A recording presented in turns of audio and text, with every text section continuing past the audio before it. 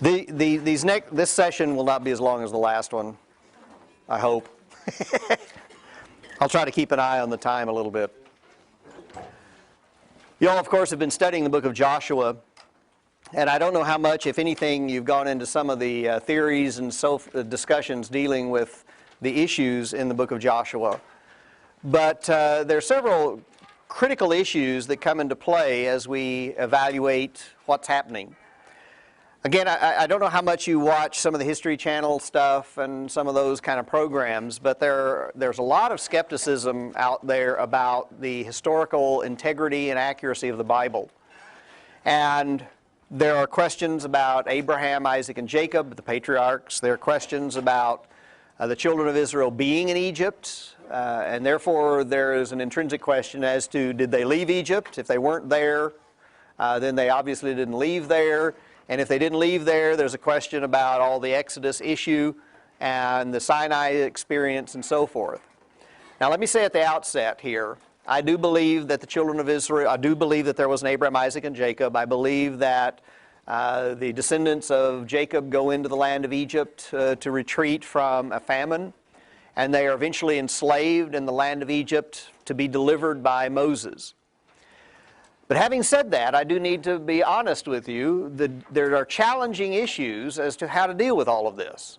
And I'll come back to that. But of course, the Bible talks about Moses coming in, being summoned, given a commission by God to go into the land of Egypt. And Moses and Aaron go before Pharaoh in Exodus chapter 5. Thus says the Lord God of Israel, let my people go that they may celebrate a festival to me in the wilderness. And Pharaoh says, I don't know who the Lord is, and I won't let Israel go. And so at that point, then all of the 10 plague issues start to come into the storyline. Eventually, after the 10th plague, the death of the firstborn, Pharaoh, on one level, expels the children of Israel from the land of Egypt. And then, of course, he changes his mind and pursues them. And eventually, of course, the children of Israel find themselves at Mount Sinai, where the 10 Commandments are delivered, and then they migrate up to Kadesh Barnea, from where Moses sends the 12 spies rather, into the land of Canaan. And they come back, 10 spies give a negative report of the ability of Israel to conquer the land. 2 spies, Joshua and Caleb, assert that they were able to do so. And the children of Israel sort of rise up in rebellion against Moses and the leadership, and God sentences them to 40 years of wandering. I'm telling you all this for a reason. I'll come back to the why here in a moment. Now eventually, 40 years of wandering around, they end up at the site of Shittim, which, by the way, that's a helpful pronunciation to learn if you ever teach Sunday school. It's Shittim. It's not the alternative that it looks like. Okay? Shittim, very helpful. All right.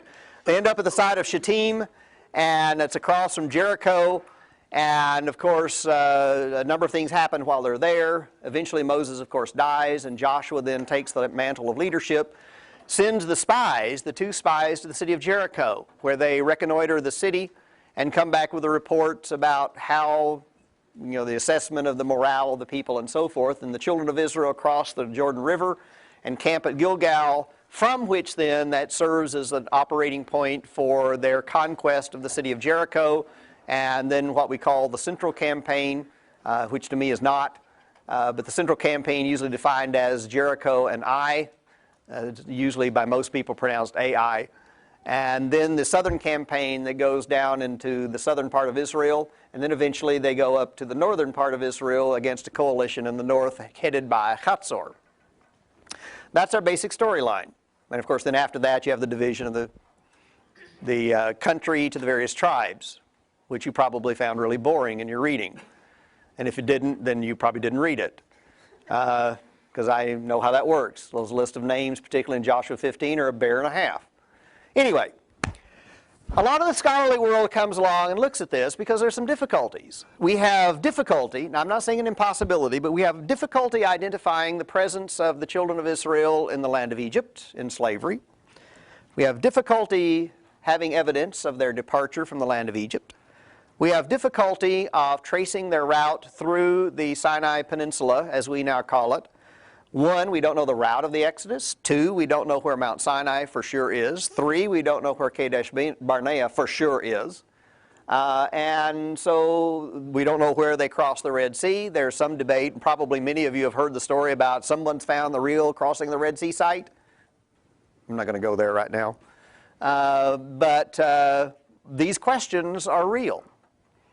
Well, there are several theories then that exist as to how to explain Israel's emergence. Now I want to look at these in order of their appearance, in order of their development. Now the first one is going to start off as the conquest. This is the biblical storyline. The biblical storyline is the one that we see in the book of Joshua. It is the one that will look at the conquest under the leadership of the man named Joshua. And footnote here, in case you're wondering, I do believe that Joshua is the one who led the children of Israel into the promised land, unless there's any question about that. And the children of Israel come from outside the land of Canaan, from Egypt, and they are going to come into the land to conquer it. Now there's some interesting things that happen here. As we look at the narration, Shittim is located up here north of the Dead Sea, would be about right there, and Jericho is almost directly across from it, down in this grayish area of the Arava, as it is sometimes referred to. And this is the story that you've read out of the book of Joshua, and I'll simply give you a basic line of attack. All right? Now watch the arrows as they go. There's the southern campaign and the northern campaign, and then they come back. And of course you want to see that again. I do. Wait, didn't want to go there. All right, here we go again. Southern campaign, northern campaign, and then they're back. And from there then they divide the country up. This essentially is the geography and everything that you've read out of the book of Joshua. Well, again, part of the problem that arises is the difficulty of tracing a lot of this. One of the problems has to do with the city of Jericho, which we're going to talk about here after a while. If you watch, the latest program that I've seen on television is one very well produced. I don't agree with all of it, but one very well produced called Digging Up the Bible Secrets or something like that. I forget exactly the title, but it was aired the week before Thanksgiving, I think. And very well done, aired on PBS. And my major professor in this talks about, if we look at the list of the cities that Joshua was described as conquering in Joshua chapter 12, we can go to most of these sites, and either one, they weren't occupied, or two, we can't find a destruction level associated with the site, and so forth. And this is sort of the standard line that exists.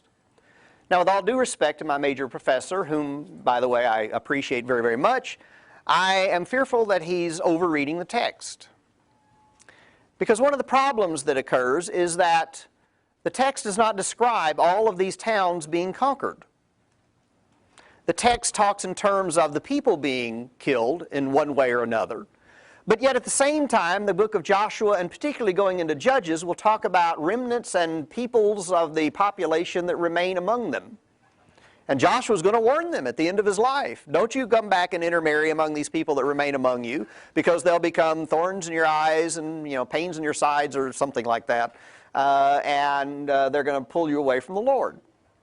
But furthermore, if we actually look at the cities in the book of Joshua and Judges, the conquest part of Judges, not the main narrative of Judges, but if we look at the conquest part of Judges, and that includes basically chapter 1, there are only 4 towns that are described as being physically destroyed. Only 4. One of them is Jericho, a second one is Ai, a third one is Hatzor, and the fourth one, which appears in Judges, is Jerusalem. None of the other towns are described as being destroyed, at least in the same way. Now, it does talk about the cities destroyed, but there's a nuance there. When you look at the dynamic of what is involved in destroying a city, physically, Jericho is burned, Ai is burned, Hatzor is burned, and you have Jerusalem being destroyed in Judges. But elsewhere in the Bible, in the book of Exodus, for instance, God will tell the children of Israel, and in the book of Deuteronomy, you're going to come into the country and you're going to live in towns you did not build, You're going to eat from groves that you did not plant. You're going to drink from wells that you did not dig. And you think about what's being described here, it is a displacement of the population, not a physical destruction of the cities.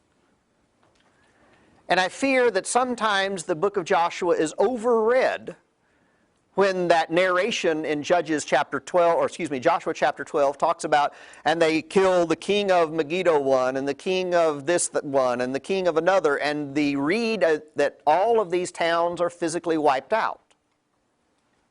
The text doesn't tell us that. The enemy are not the buildings. The enemy are not the fortification systems. The enemy are the people.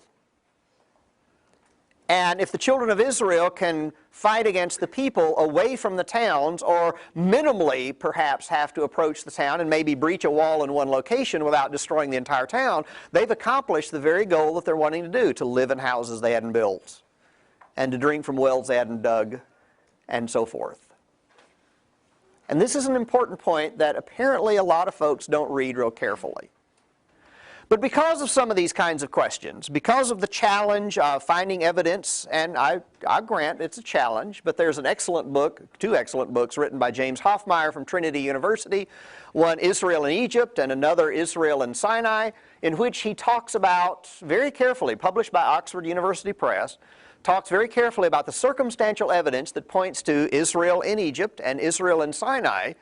We can't just cavalierly and casually set this aside and say they were not there. Now there's another factor that comes into the picture. If you have your Bibles with you, I want you to read this. Now I realize full well that a lot of our skeptical and liberal scholars will not subscribe to this, because for many of them they've already written off the idea of a miracle. That is part of the historiographic presupposition that characterizes a lot of modern scholarship. There's a statement, there are two statements in the book of Deuteronomy that are intriguing, as they might impinge upon this question. One of them is in Deuteronomy chapter 8. They say basically the same thing, but it's twice in the narrative. And God is reminding the children of Israel, this is in verse 4, telling them, your clothing did not wear out on you, and your foot did not swell these 40 years.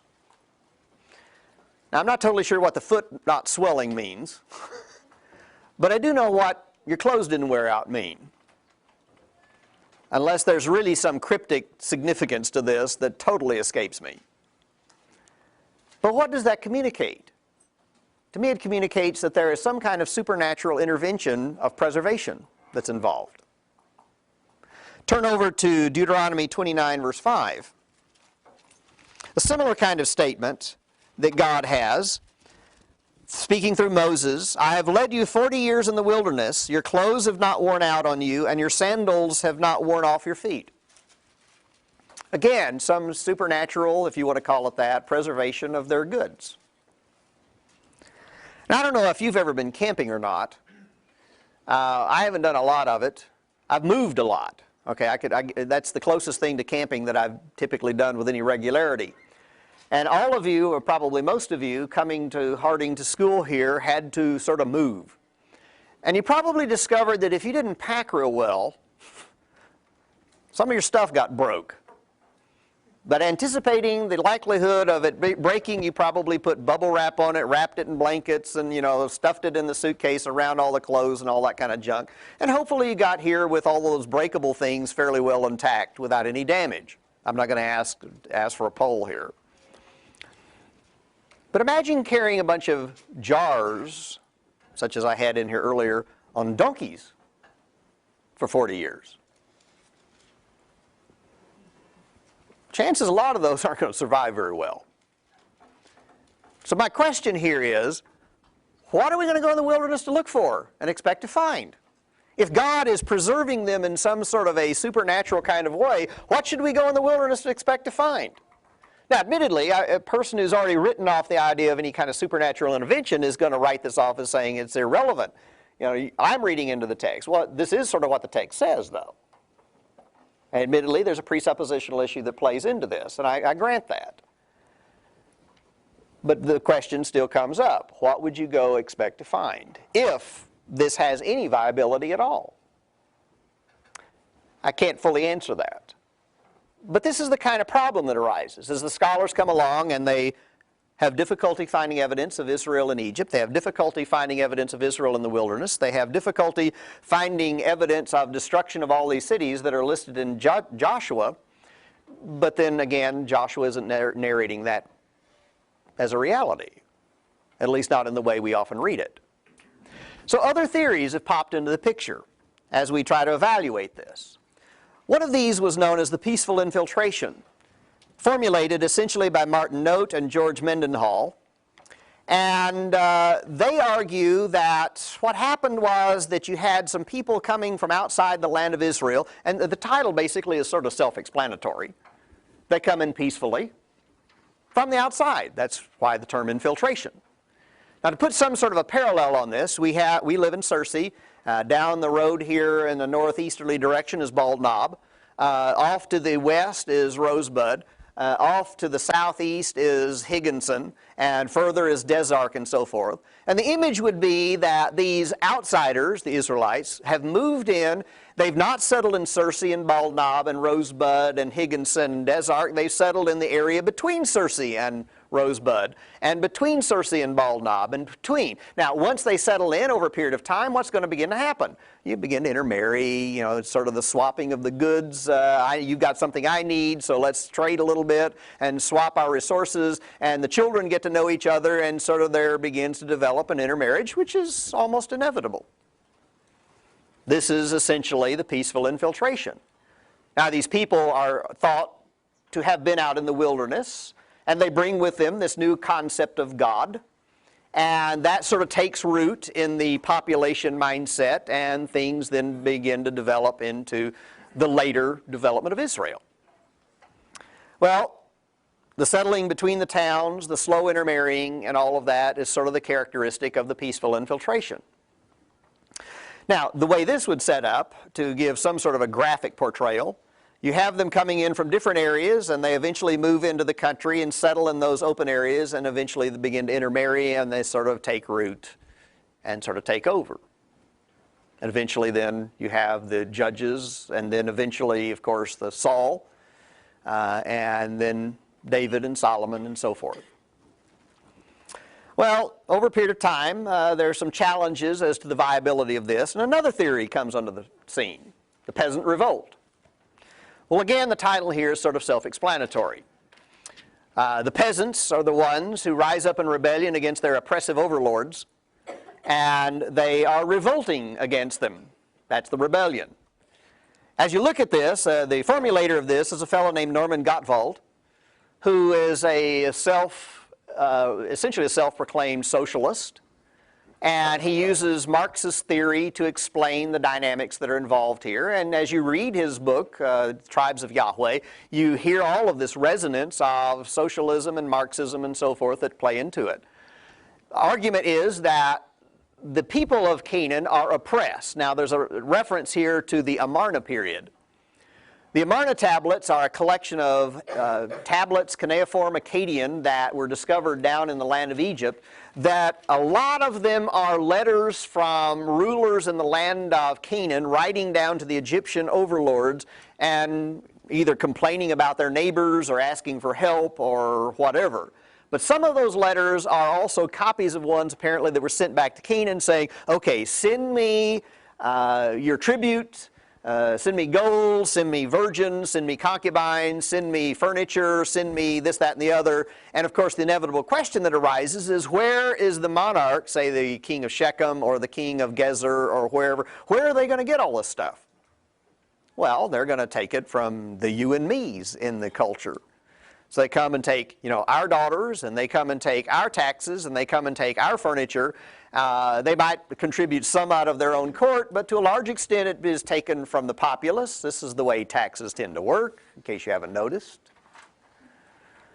And after a period of time, the population in this scenario gets fed up with it. We're not going to take it anymore. And they begin to retreat into the countryside. And there are references in this Amarna literature to these folks known as the Apiru, who are out in the open areas and are occasionally performing raids and attacks on the establishment. And so Gottwald comes along and he sees these as the core components that will become the Israelites as they then develop a different mindset and rise up in rebellion against their overlords and take over. Now, of course, this doesn't mesh very well with the biblical text. There's not much congruence in this theory with what you read out of the book of Joshua. So most people that tend to believe the Bible with a high view of Scripture don't generally buy into this, or at least certainly not much of it. Well, eventually there's another theory that comes on the scene. Oh, that was the portrayal of how it works. Let me back up here. That went too far again. Watch the arrows. This was hard to do. They're going all over the place, but notice they don't go outside the country. They're just sort of meandering around fighting against each other. All right. The next one is what I call the symbiotic. I don't know that there's a formal term that's come to be associated with this, but the formulator of this theory basically is Israel Finkelstein of Tel Aviv University. Very nice fellow, very strong in his advocacy of this, but he's a very, in my opinion, a very kind individual. He basically argues that the Israelites are a group of folks that, because of some sort of a pressure that arose in the land of Canaan, whether it is warfare, whether it is plague, whether it is environmental, so weather patterns mess up, some of the people leave the interior of Canaan and go off into the periphery across the Jordan and live there for an indeterminate period of time. Perhaps hundreds of years. But then after those period of times, and maybe even having some contact, maintaining some contact with the folks back home. Now, if we think in terms of our own United States, for instance, back in the early history of the U.S. and the Great Western Movement and so forth, folks would be leaving the eastern seaboard and get in their covered wagons and move out west and maybe never see the old family back home again, but maybe maintain some correspondence. It's not the best parallel, but the reality of this kind of thing occurs. And so Finkelstein has basically suggested, because of some sort of a stress, whatever it is, whether it's warfare, whether it's environmental, whether it is plague, or whatever the circumstances, some of the folks leave the land of Canaan, go off into the periphery, and live as sojourners off who knows where, and eventually, maybe hundreds of years later, come back. Well, this is a more peaceful kind of approach, and there are certain elements that seem to fit. And we'll come back to an element of that in a moment. You might recognize there is some resonance of this, even with the storyline in the Bible, isn't there? When you think in terms of why did the family of Jacob leave the land of Canaan to go to Egypt? Nobody's answering. It was a famine. It was an environmental stress issue in the land of Canaan. So they go down into the land of Egypt and they remain there hundreds of years, eventually to return. So there are elements of viability that mesh a little bit anyway with the Bible storyline. I have trouble just wholesale kicking him out of the picture because there are elements of compliance and correspondence that come into the picture. Here's the portrayal of their departure, leaving the land of Canaan for whatever reason, going out in the periphery, not necessarily knowing where. He does not argue they go to Egypt. I want to be clear about that. He does not argue they go to Egypt. But at least the biblical storyline has them leaving because of similar crisis and going to Egypt. Well, and then over a period of time, you have them eventually returning. So the blue lines have them coming back. Notice they come back a whole lot quicker than they left. That wasn't meant to be, but just the way the arrows went. Now, the symbiotic has to do with there is a bi-directional relationship here of some kind. They don't totally lose ties with the folks back home. All right. The next theory is what I refer to as the eclectic one. I'm not going to say I'm the formulator of this. I don't know that I'm necessarily original with this, but I really haven't seen anybody really systematically lay this out. And as is the case with the term eclectic, that means combination of at least a number of them. And so what I want to suggest is that I want to take, not because I simply want to, but I think viably we can take elements of a number of these and see reflections of them in the biblical text. For instance, the symbiotic. You have the children of Israel leaving the land of Canaan because of some environmental stress. They eventually return. Now, one of the questions that arises is, were there any family left in the land of Canaan? Now, I don't know if you remember that first scenario, the conquest picture. If you read the narrative carefully, and sometimes, there's the rub. If you read the text carefully, there is no campaign described in the land of Canaan, basically north of Gibeon and south of the Jezreel Valley, including the area around Shechem. To the contrary, the children of Israel seem to sort of run all over the place in the middle part of the country, and yet all of the evidence is that Shechem is occupied. We have the Amarna letters of king from Shechem. We have the children of Israel, when they leave Gilgal, or leave Ai, they go up to Mount Gerizim and Mount Ebal and have this covenant renewal ceremony. Shechem is right at the foot of the two mountains. No discussion whatsoever of their conquest of this. And if one of the points of the book of Joshua is to emphasize God giving the land to the children of Israel, why is there no description of a campaign in that central part of the country? Well, I don't have an answer for that. I have a theory for that. Or maybe better, I should say, a hypothesis. Theories are usually a stronger sense. But I have a hypothesis. When we think in terms of the children of Israel, back in the book of Exodus, going down into the land of Canaan, or going out into the land of Egypt, and how long's the famine? It's 7 years. They get to the land of Egypt 2 years into the famine, so basically only 5 years of the famine left. We have a tendency, and I understand why, we have a tendency simply to read the narrative on the assumption that once the famine's over, everybody stays down in the land of Egypt. Maybe. Maybe. Hear that word? Maybe. Some of them returned to the land of Canaan and settled around Shechem. Now, there's some other reasons why I could suggest this, but I don't have time to go into it. So that when the children of Israel do return under Moses' leadership and Joshua's, maybe the folks around Shechem in the middle part of the country are kin. And this could answer some of the other questions archaeologically that some of the scholars will occasionally pose. You think in terms of, we can't go much with the peasant revolt, but you do have the intermarrying element that is sort of implied with the pact that is drawn up with the people of Gibeon. Remember, the Gibeonites come down and they make an agreement with the children of Israel. You know, please, when you get to our territory, don't fight against us and don't kill us. And of course, the book of the book of Judges clearly talks in terms of not all the Canaanites are driven out anyway. So you have the elements of the resident population remain among them for whatever reason. Now, I would argue that there is a conquest component. And that's what God is emphasizing, that He is the one who's engineering and in charge of all of this. But the problem is, the children of Israel don't follow His will very well. I would argue that Joshua is indicating God has given them the land on the condition that they listen to Him, and that Judges is accentuating the covenant failure. Israel's refusal to follow God's instruction.